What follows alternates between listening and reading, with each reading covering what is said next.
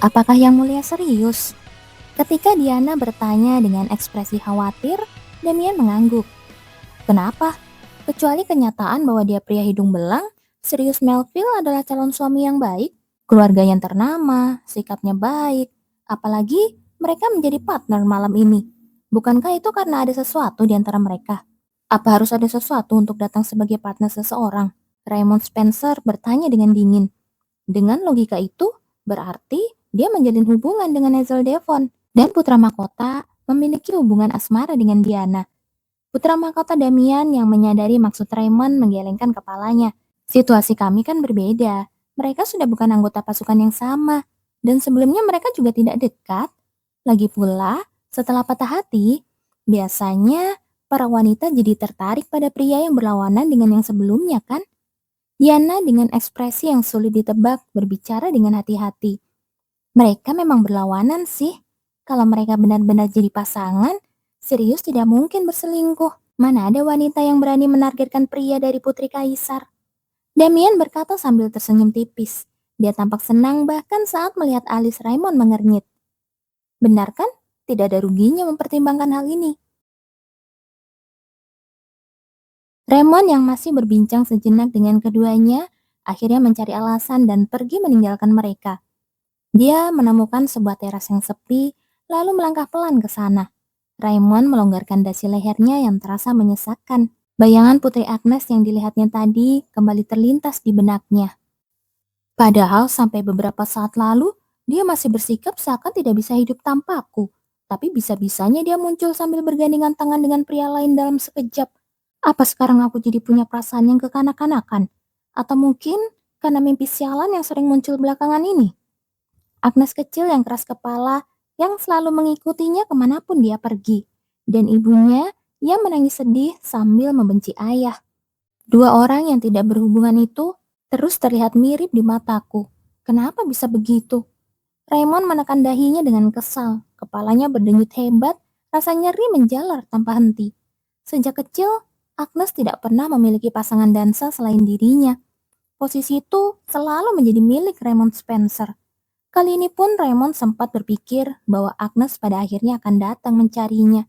Itulah sebabnya dia sengaja lebih dulu meminta Hazel menjadi pasangannya.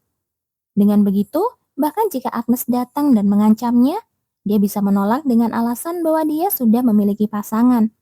Namun, Agnes malah muncul dengan pasangan yang tidak terduga. Dia sendiri kesulitan menjelaskan perasaan yang kini memenuhi dadanya. Cemburu? Rasanya bukan seperti itu. Namun satu hal yang pasti, perasaan itu begitu tidak menyenangkan.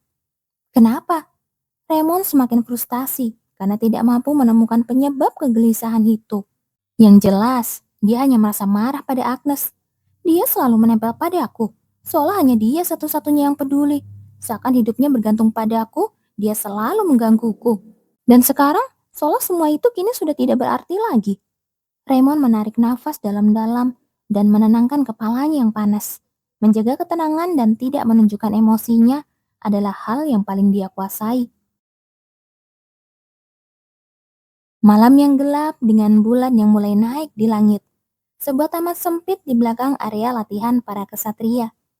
Tempat itu adalah lokasi yang biasa digunakan Kylo untuk berlatih sendirian. Suasananya yang tidak sesak seperti pusat pelatihan dalam ruangan membuat Kylo semakin sering memilih tempat itu. Kylo terus mengayunkan pedangnya. Tubuhnya dipenuhi keringat. Meski bukan latihan yang benar-benar berarti, dia terbiasa menggerakkan tubuh setiap ada waktu agar tidak menjadi malas. Setelah berkeringat banyak, pikiran-pikiran yang semrawut biasanya akan menghilang dan kepalanya kembali jernih. Dari Crystal Hall, tempat pesta dansa tengah berlangsung meriah, suara bising terus terdengar hingga ke sana. Suara itu terasa sangat mengganggu baginya. Dulu, dia pun pernah membayangkan bahwa suatu hari dia akan menghadiri pesta dansa atau semacamnya. Tapi sang putri pernah menghinanya dan melarang anak haram sepertinya untuk datang ke pesta. Kylo tidak pernah mempelajari dansa yang biasa dilakukan para bangsawan di pesta. Yang dia tahu hanya cara untuk bertarung. Dia hanya akan mempermalukan dirinya sendiri jika datang ke pesta. Tapi beberapa saat yang lalu, Dari kejauhan, Kylo memandang ke aula tempat pesta dansa diadakan. Dari jendela, Putri Agnes terlihat sangat tertekan. Padahal ini adalah pesta yang sangat disukainya. Sampai-sampai dia membuat orang sepertiku tidak bisa datang ke pesta. Namun, Kylo teringat saat Putri Agnes membelanya ketika para kesatria hitam yang baru kembali dari misi berpapasan dengan Saintis dan Raymond Spencer. Padahal selama ini dia selalu menjatuhkan semua orang kecuali Raymond sialan itu. Kenapa saat mereka menjalankan misi bersama sebelumnya, sang putri juga mengulurkan tangan padanya? Padahal sebelumnya sang putri sangat membencinya, sampai bilang matanya bisa membusuk jika melihat Kylo. Sebenarnya, apa tujuannya? Kenapa dia terus-menerus membuatku bingung? Bagaimanapun, kau adalah putri dari kaisar yang terhormat. Sedangkan aku hanyalah anjing pemburu yang dipelihara oleh istana. Setelah kaisar menarik perintahnya, aroma tubuhnya yang membuatku canggung itu tidak akan bisa tercium olehku lagi. Tiba-tiba, Kylo merasakan adanya tatapan yang mengawasinya. Dia pun berhenti dan menoleh. Dia sempat berpikir, mustahil ada penyusup di dalam istana kekaisaran. Mungkin hanya salah satu anggota kesatria hitam. Namun, sosok yang beradu pandang dengannya ternyata benar-benar di luar dugaan. Kylo menatapnya dengan kebingungan. Rasanya seperti melihat seseorang berada di tempat yang tidak seharusnya. Putri Agnes mengenakan gaun indah yang menjuntai dan tampak begitu mencolok. Namun justru terasa sederhana dibandingkan pesona dirinya. Agnes perlahan melangkah mendekat dengan keadaan mabuk berat. Tanpa sengaja, Agnes menginjak gaunnya sendiri dan hampir terjatuh. Kylo segera menghampiri dan memeluk Agnes erat-erat dalam pelukannya. Meski masih diliputi kebingungan, Kylo segera menopang tubuhnya dengan benar, lalu buru-buru melepaskan tangannya.